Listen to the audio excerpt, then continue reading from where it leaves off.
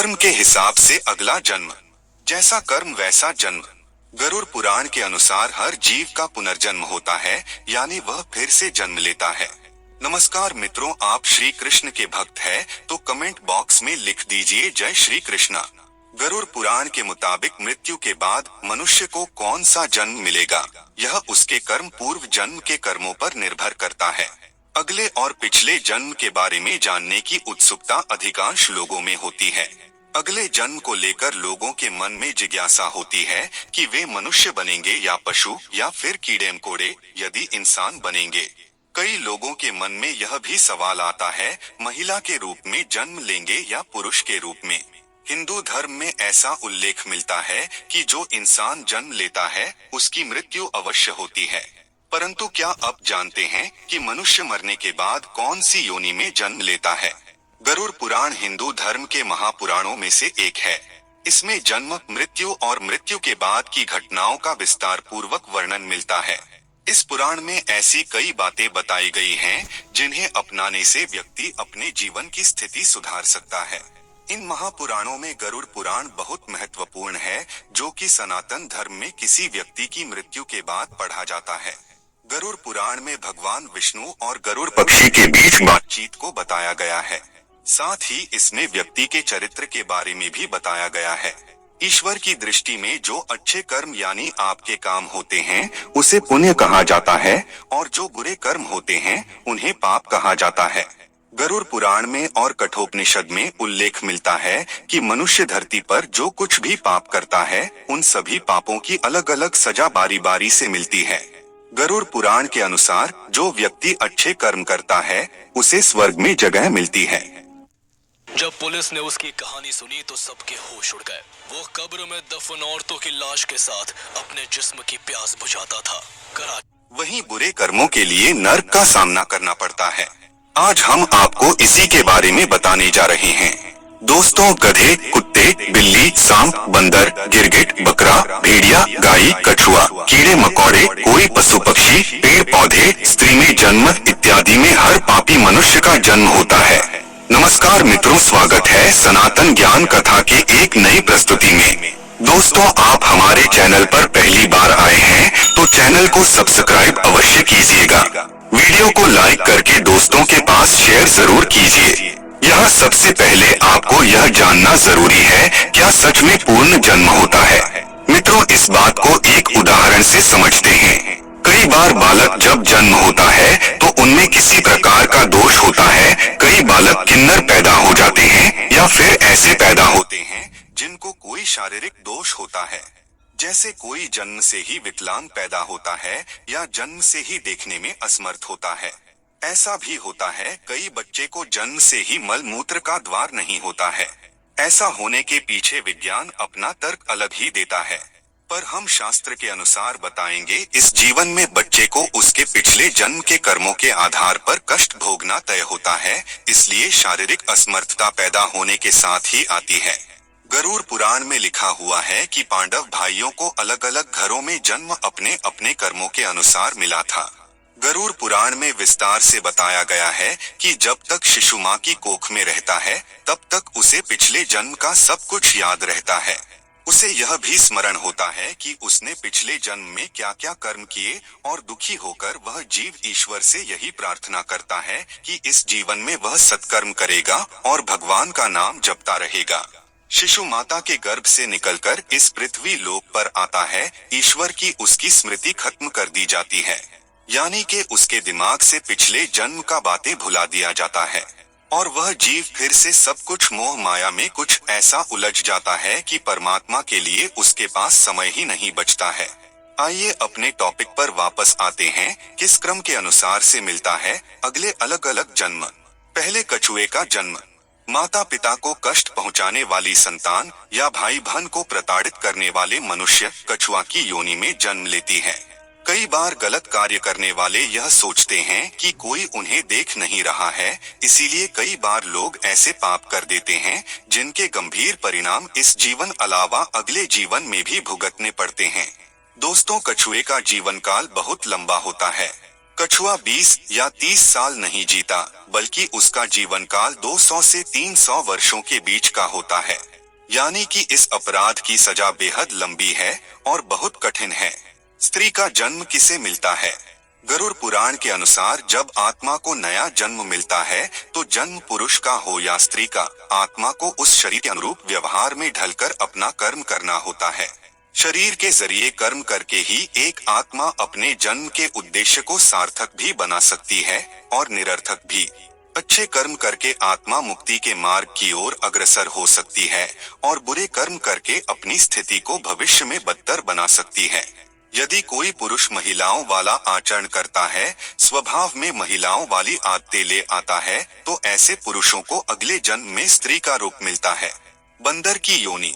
इस जन्म में मनुष्य योनि मिलने का अर्थ यह नहीं है कि अगला जन्म भी इसी योनि में मिलेगा, क्योंकि जीवन मरण और अगला जन्म सब कुछ कर्मों के आधार पर ही तय होता है। व्यक्ति जन्म लेता है जो अपने मालिक का विश्वसनीय होकर अपने मालिक का विश्वास तोड़ देता है, जिसका सामान्य जीवन काल 20 वर्ष का होता है। दोस्तों, धर्म ग्रंथों में इसके पीछे का कारण कर्म फल दोष बताया गया है। गरुड़ पुराण में मनुष्य के हर कर्म का लिखा जोखा दिया गया है, जो कि केवल उसके पाप पुण्य का निर्धारण करते हैं, बल्कि मरने के बाद मिलने वाली सजा और अगले जन्म की योनि के बारे में भी बताते हैं। जो व्यक्ति लूटपाट, जानवरों का सताना और शिकार करके अपने परिवार का पालन पोषण करता है, उसे अगले जन्म में किसी कसाई के हाथों मृत्यु प्राप्त होती है, यानी वह जानवर का जन्म लेता है। गरुड़ पुराण के मुताबिक जो व्यक्ति मृत्यु के समय भगवान का नाम लेता है तो भगवान उसकी मुक्ति का मार्ग खोल देते हैं। यही वजह है कि शास्त्रों में मरते समय राम नाम लेना महत्वपूर्ण बताया गया है। अगला है गधे का जन्म कौन भोगता है। अब यहाँ आता है कर्म फल सिद्धांत। दोस्तों, गरुड़ पुराण के अनुसार अपने सच्चे मित्र का अपमान करने वाला गधे की योनि भोगता है। गधे का जीवन काल 25 से 30 वर्षों का होता है। अगर आपका पाप क्षमा के योग्य रहा होगा तो कर्म फल सिद्धांत के अनुसार आप गधे की योनि से जल्दी ही मुक्त होकर एक साधारण मृत्यु को प्राप्त हो जाएंगे। कुत्ते के जन्म किसको मिलता है।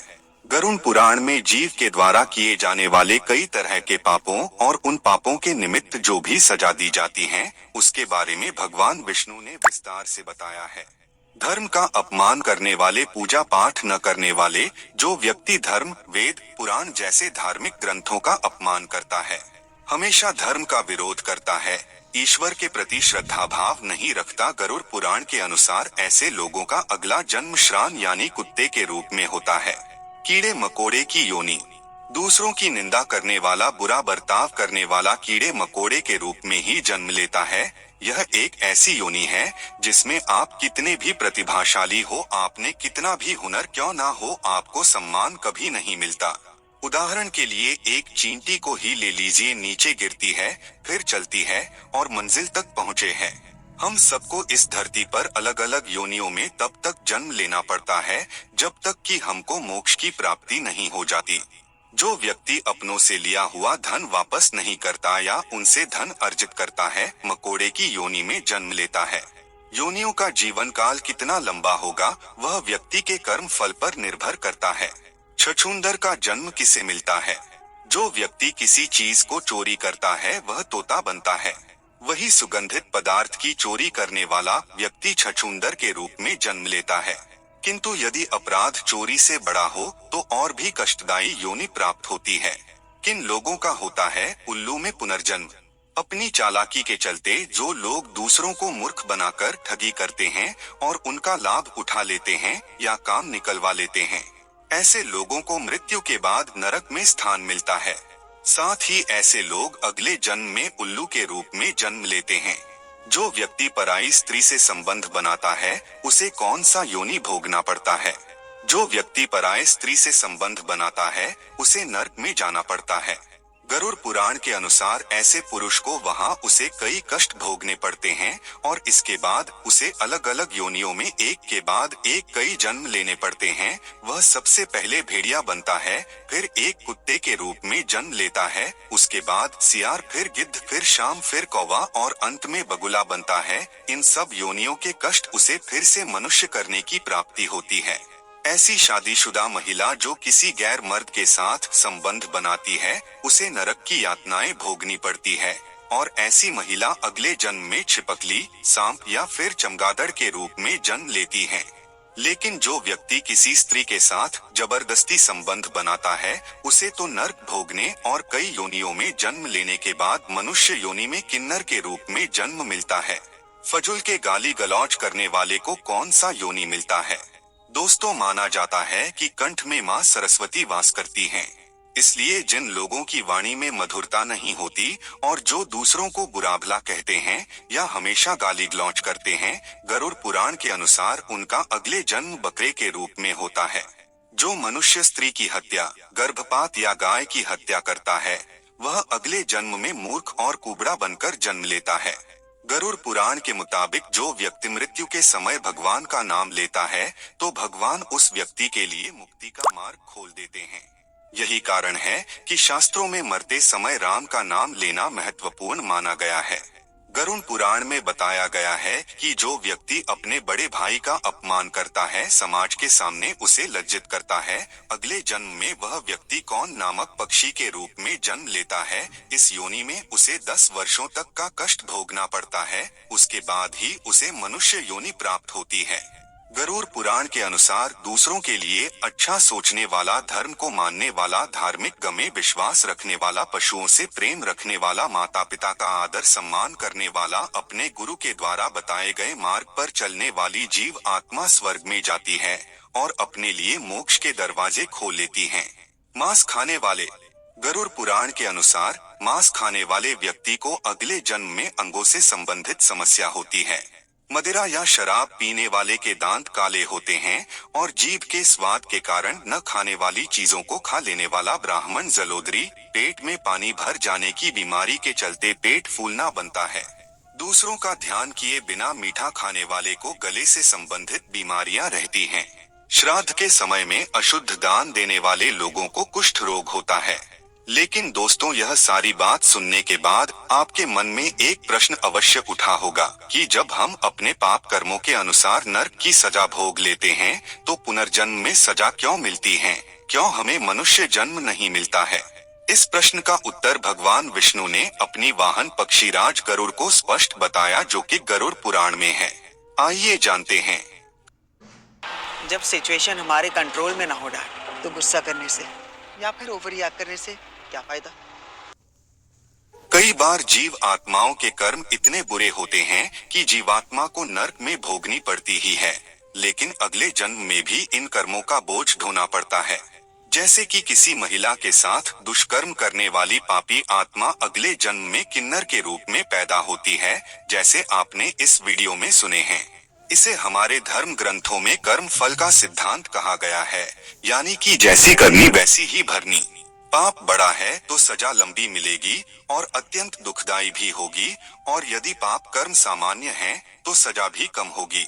दोस्तों, मनुष्य जन्म कितना दुर्लभ है आप जान ही गए होंगे। मनुष्य की योनि में जन्म लेना चाहते हैं या जीवन मृत्यु के इस कर्म चक्र से निकलना चाहते हैं, तो इस जन्म में अच्छे कर्म और ईश्वर की भक्ति करें। अभी तो आप मनुष्य योनि में जन्म लिए हैं, इसे पीछे आपका किस योनि में जन्म हुआ था, आइए इस पर विस्तार से जान लेते हैं। जाति स्मरण के प्रयोग के लिए ध्यान को जारी रखते हुए आप जब भी बिस्तर पर सोने जाएं, तब आंखें बंद करके उल्टे क्रम में अपनी दिनचर्या के घटनाक्रम को याद करें। जैसे सोने से पूर्व आप क्या कर रहे थे, फिर उससे पूर्व क्या कर रहे थे, और भी गहराई में जाएं और देखें उससे पूर्व आप क्या कर रहे थे। तब इस तरह की स्मृतियों को सुबह उठने तक ले जाएं। दिनचर्या का क्रम सतत जारी रखते हुए मेमोरी रिवर्स को बढ़ाते जाएं। ध्यान के साथ इस जाति स्मरण का अभ्यास जारी रखने से कुछ माह बाद जहां मेमोरी पावर बढ़ेगा, वहीं नए नए अनुभवों के साथ पिछले जन्म को जानने का द्वार भी खुलने लगेगा। मित्रों, यह साधना कठिन जरूर है, लेकिन योगाभ्यासी के लिए सरल है। सम्मोहन क्रिया से भी पिछला जन्म जाना जा सकता है। दोस्तों, अलग अलग धर्म के लोग अलग अलग तरीके से पिछले जन्म जानने की कोशिश करते हैं। मित्रों, हमारा आज का प्रस्तुति कैसा लगा कमेंट करके अवश्य बताइएगा।